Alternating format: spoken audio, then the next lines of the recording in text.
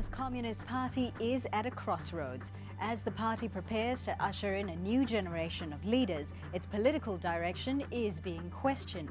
The party's strong image has recently been dented by scandals and a weakening economy. Now, some members are urging a return to Mao-era ideals, while others are pushing for more political freedoms and reforms. I'm Fauzia Ibrahim. On this edition of 101 East, we look at the challenges facing China's Communist Party.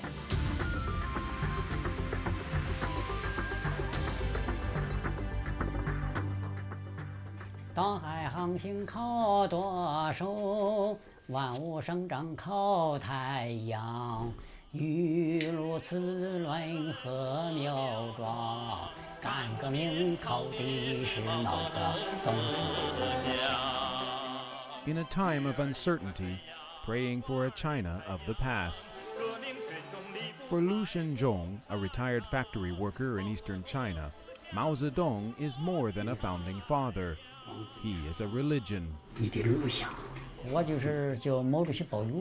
I am blessed by Chairman Mao. He's my faith. I burnt incense this morning. I said without you, I would not be here today. I feel him protecting and supporting me spiritually. Lu has watched with dismay as his nation has steadily moved away from Mao-era policies. Ignoring some controversial history, he idolizes Mao as the kind of ruler China now lacks, one with a strong will to push sweeping change. I worship Chairman Mao. He wanted to overthrow feudalist slavery and drive away our enemies, whether it was American imperialism or Japanese imperialism. Overall, he was for the People's Republic of China, for Chinese people's independence. The China Mao inaugurated in 1949 bears little resemblance to the China of today. 3 decades of reforms have stripped away much of its communist ideology and engineered a market economy that has outpaced the rest of the world. But clouds have been growing. With concerns over slowing economic growth, a scandal in the leadership that has threatened to tear rifts within the party, and mounting unrest as the public displays growing frustration toward a wealthy government elite that holds all the levers of power, and some of them vast family fortunes. As China's Communist Party meets in Beijing to choose its leaders and plot the course of the next decade, it stands at a crossroads. It faces pressure on one front to loosen the political system. The party must reform in 5 years, or see its funeral in 10. And pressure from another to re-embrace socialist policies of the past. What we need to solve is to clean out the leaders, reset the historical order, and go back to the principle and tradition of serving the people. While others say the country needs to return to its traditional roots. China has a very serious problem. Its social structure and grassroots society have lost their direction. Traditional culture is the only culture that can bring Chinese people together. Vice President Xi Jinping is almost certain to ascend to the presidency and head of the Communist Party, with Li Keqiang becoming prime minister. Xi has not publicly stated what direction he wants to pursue, but the choice will not be his alone. He will have to find consensus with the other members of China's top decision-making body, the Politburo Standing Committee. Who will fill the remaining slots is a political guessing game, as different factions push for influence after months of secret deliberations. One former hopeful who will not join the committee is ex-Chongqing party chief Bo Xilai, who was ousted after a murder scandal involving his wife earlier this year. Bo rose as a champion of the new left. He cracked down on organized crime and corruption, invested in public housing, and boosted welfare programs. But his methods drew accusations of abuse and corruption of his own. He has since been stripped of party membership and may face criminal charges. Some say senior leaders feared Bo was seeking to upset the balance of power in the ruling circle. The Communist Party system is one that eliminates the elite. Anyone too strong cannot get into the core. Bo Xilai was strong, and strong people are daunting. Historian Zhang Lifan is an influential commentator on Chinese politics. His father was a friend of Xi Jinping's father and served as China's first minister of food until he was purged during the anti-rightist campaign of the late 1950s. Zhang has no contact with current leaders, but he has held discussions with other children of China's founders who wish for political change. I'm not sure if Xi Jinping can be a strong leader, but I think he can never be as strong as Deng Xiaoping and Jiang Jingguo. So I really doubt if he can push reform forward and save the Communist Party. China's last significant steps toward political loosening ended with the crackdown on Tiananmen Square protests in 1989.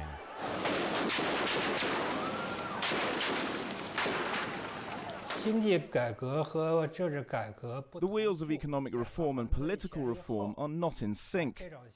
Since 1989, the distance between these two wheels has been widening. You can imagine when one wheel is moving and the other one is not. It's actually going in a circle. Observers point to signals the next government may be more open to change. The conservative Communist Party journal Seeking Truth recently published an essay praising the economic reforms of the last 30 years and called for a restructuring of the political system. But whether a leadership that benefits from the status quo will choose to reshape the political order remains uncertain. Our best opportunity for reform has passed. Now interest groups are very strong. All new leaders of the country must deal with this problem if they want to reform. We can't rush things. We've talked about where we should start to reform. What is the breakthrough? Some say there should be full independence of the press. To find a breakthrough for wholesale reform is very hard. Publisher Zhou Zhixing sees himself as a political peacemaker. He runs a website called ConsensusNet, a popular forum for people at opposite ends of the spectrum to debate ideas. And he organizes events to bring together government officials, scholars, and business people who might not ordinarily have contact with each other. It's a very complicated problem for the Communist Party to administrate the country in a way that makes people happy and then consolidates the power of the party in China. Personally, I think if they don't carry out some effective reform measures, China will be in big trouble, and this trouble may set China back decades. That's what we all don't want to see. The specter of a period of upheaval looms in the shadows. Outgoing Premier Wen Jiabao warned last March that unless China begins political restructuring, it risks suffering a repeat of the Cultural Revolution. Many experts believe such a breakdown is not likely imminent, but they say unless the government addresses rising inequalities, the threat is real. I think a cultural revolution will happen if the Communist Party does not start reform for a long time, or if there is a financial crisis. Society will be in disorder. Ambitious schemers might come out and incite other people to kill the rich and the rulers. The Cultural Revolution began as a power struggle between Mao and his rivals. Mao and his then designated successor, Lin Biao, called for a campaign to purify the Communist Party from bourgeois influence. Teams of students, the Red Guards, attacked their teachers, their parents, intellectuals, and even party leaders, spearheading a frenzy of violence that left tens of thousands of people dead and the nation in chaos. At that time, we were told it was okay to be rebellious and attack capitalist politicians within the party. That was what Chairman Mao said, and we did as he said. Lu Shenzhong was a Red Guard in his hometown in Shandong province. He remembers a time of parades, indoctrination sessions, and public shaming. He and his fellow Red Guards denounced their factory manager and the local party secretary, hanging signs with bricks around their necks labeling them capitalists. Chairman Mao said if he had not launched the Cultural Revolution, the party would have changed its color, and the country would have decayed. He said if he had not defeated them, they would have defeated him. The chairman said we could not let history move backward. Yet history did change, and many of the capitalist ideas Mao opposed have become a way of life in today's China. Lu believes his country's economic changes have eroded its values. I am willing to go Chairman Mao's road. Yes, it is toil, but I feel peace inside my heart, and my money is honest, and things are real. Now society is an economic society. People only pay attention to money, but not to people. During Mao's time, things were cheap, and prices didn't rise indiscriminately. Quality was also good, and it was healthy. For 28 years under Mao, we had socialism, 100% pure socialism. That was one of China's greatest achievements. No other 28 years will be as glorious as those.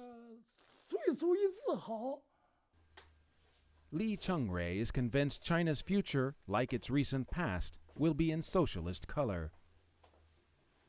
Li has been a dyed-in-the-wool supporter of the communist cause ever since he fought for the People's Liberation Army in the Communist Revolution. In the 1950s, he rose in the party ranks to serve as secretary to Li Xianyan, a Politburo member who would later become China's president, a position that took him to the inner workings of Zhongnanhai, China's leadership compound. He views Deng Xiaoping's reforms as a major setback for China. Enrich some of the people. Those people will only exploit the poor. The majority got relatively poor and some even became destitute. In which country do you see capitalists get rich and then the working class gets rich as well? Give me an example. The polarization of wealth in China is even harsher than in many capitalist countries. Now 90 years old, widowed, and in his third decade of retirement, Li leads a solitary mission to restore the past. He continues to write letters to senior leaders, even though he receives no response. But he is certain the way of Mao is inevitable. Now, China is capitalist and colonized. But it won't last long.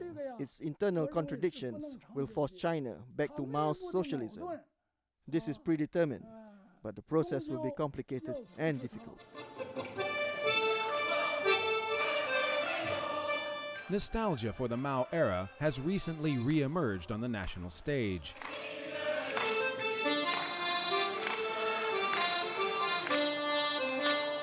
Bo Xilai famously led a campaign of singing Cultural Revolution songs during his tenure in Chongqing. And Mao made an unexpected appearance during anti-Japanese protests in September, as marchers held up the leader's iconic portrait, chanting, "Long live Chairman Mao." Considering China's internal and external problems, many people have realized Mao Zedong's socialist way is the right way. So they are holding his picture. It's a very important symbol of the awakening of Chinese people. The gap between the rich and the poor is huge. They see government officials as too arrogant, acting like bosses over ordinary citizens. To them, it's even worse than the time before the Cultural Revolution. Getting rid of government officials like those was the aim of the Cultural Revolution. So they think what Chairman Mao did was really good. But those who push the nostalgia too far have suffered repercussions. Bo Xilai was purged, and in his wake, the government shut down many leftist websites. Utopia, one of China's most active Maoist forums, was among them. They are scared of socialism because socialism demands getting rich together, but they just want to protect their own interests. Utopia co-founder Fan Jinggong joined hundreds of other leftists in signing an open letter last summer, calling for the reopening of the closed sites and demanding the dismissal of Wen Jiabao. They accused him of destroying China's state-owned sector, leaving the nation dependent on foreign capital. We cannot give up our independence. We cannot develop dependence on the outside. We should set conditions for opening up, only allowing useful things in and rejecting harmful things. This is a healthy approach. But some say it's dangerous to put too much stock in Maoism without a harsh review of its dark side. The problems accumulated during the 60 years since the era of Mao Zedong began are not solved yet. The essential question is what changes need to be made. There is no agreement on this issue within the Communist Party internally. So I think the Mao period has to be seriously re-evaluated.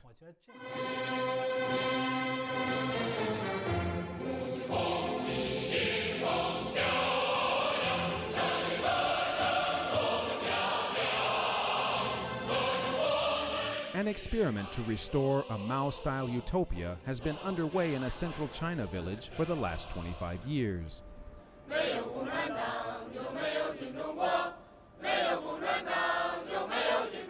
Here in Nanjie, citizens begin their day with revolutionary songs and ride to work past giant posters promoting Mao Zedong thought and communist founders. Mao himself holds court above the main square. In 1986, Nanjie chose to return to a collective model. The village now operates 20 enterprises, including publishing, a brewery, and an instant noodle factory.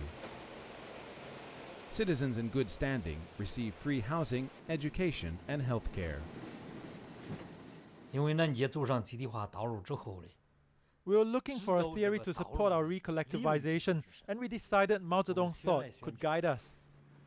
Wang Hongbin has been Nanjie's Communist Party secretary for 35 years.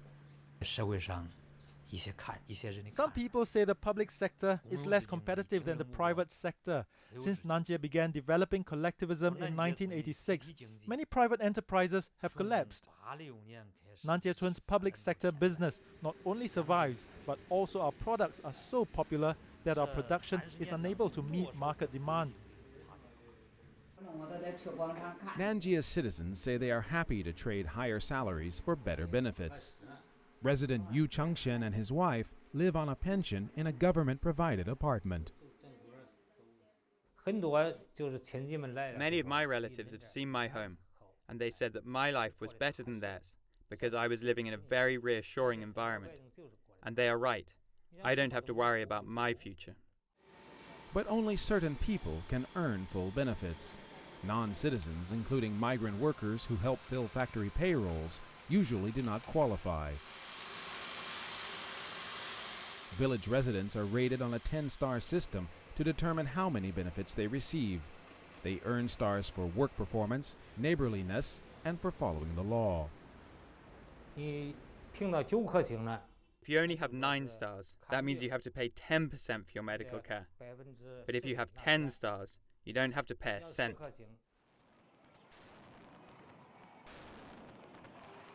In Nanjie, even marriage is handled in a collective way.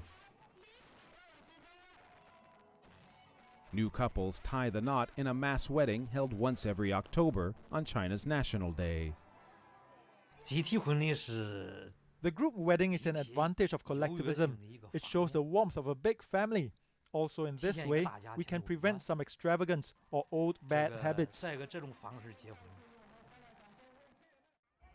Not everyone sees Nanjie as a cause for celebration. A 2008 investigation by the newspaper Southern Metropolis claimed the village is economically insolvent, propped up only by loans approved by party officials. Wang says Nanjie's debt is now rather low and insists his collective is better insulated from economic crisis. Here, when enterprises are in trouble, the staff stays here. They're all villagers. They see the enterprises like their own children. They're united to fight the crisis. It's their duty and responsibility to raise the child. We cannot let them go.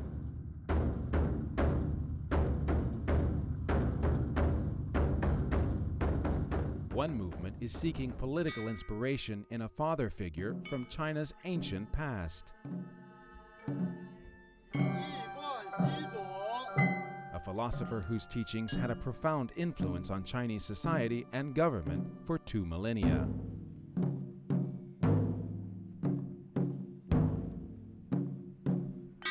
This ceremony at a temple in Hebei province is a celebration of the 2563rd birthday of Confucius.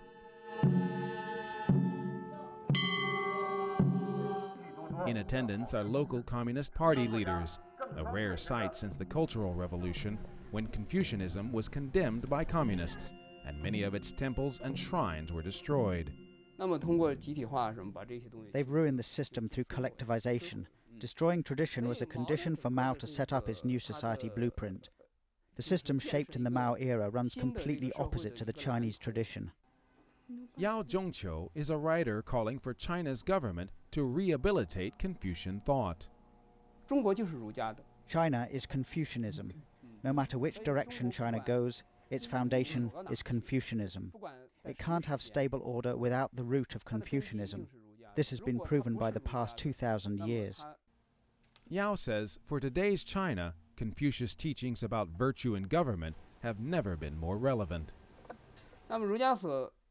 The core of Confucianism is about how to cultivate a group of morally excellent and capable people to lead society. This leader is called a gentleman. But there is no gentleman in this society. Everyone is competing to be a villain. Confucian culture has seen a revival in recent years. The government has established hundreds of Confucius institutes across the globe to promote Chinese culture and language. Some modern Confucianists are even calling to restore it as the state's ideology, creating a uniquely Chinese political system separate from democracy and communism. Confucius is a symbol of Chinese civilization. The country has to respect it. And the government knows this. For example, the Confucius Institutes. Why are they not named Mao Zedong Institutes? Actually, the government clearly knows that only Confucius can stand for Chinese culture. Behind the scenes, another player in China's politics, the Internet. Though the government invests heavily in policing it, the web remains an accessible medium for Chinese to air their views and expose injustices. China's microblog sites have empowered ordinary citizens to sometimes rally public anger against perceived abuses before censors can shut it down. Dujia is a web video production house that aims to counter critical coverage of China by Western media. Its audience is mostly young people with patriotic zeal, China's so-called angry youth. Our patriotic movement involves a wide range of young people who have come together in a collection of diverse online groups. But they share some common views about China's rise and its recognition in the world.